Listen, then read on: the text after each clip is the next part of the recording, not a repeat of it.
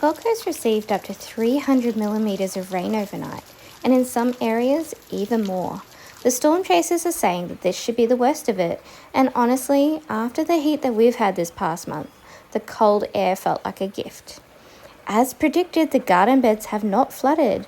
The pathways are acting exactly how I designed them, like little swales guiding the water through.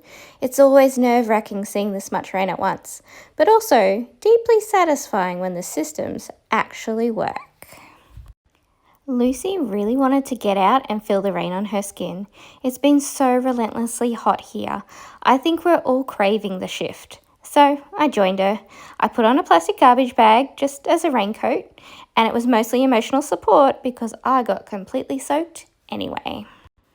I started by filling a heap of seedling trays with starter mix and just letting the rain water them in naturally. There's something about planting in the rain that feels rebellious, like you're not supposed to be out there, but you are anyway. And I couldn't stop thinking about the spring onions that didn't get planted yesterday. So I grabbed my 12.5-inch ruler and I started spacing them out around the bed. I like planting spring onions this way, dotted around, roughly a square foot apart, because they stay small for so long.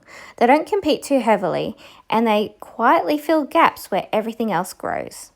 My back was not loving this decision, so I started with standing and then I switched to sitting on a bucket, and eventually I was kneeling straight in the aisle. I figured I was going to need a shower after this anyway. I didn't record it, but I planted some along the inside of the tunnel too, just to, even things out. With that much rain though, there are always casualties. I don't actually think it was wind damage. I think everything just became saturated so quickly.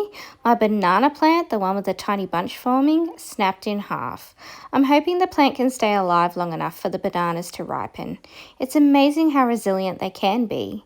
And one of my zinnias snapped close to the base as well.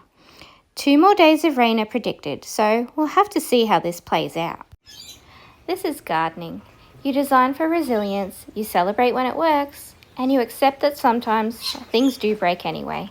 But for now, the air is cool, the soil is deeply watered, and the garden is resting under a grey sky.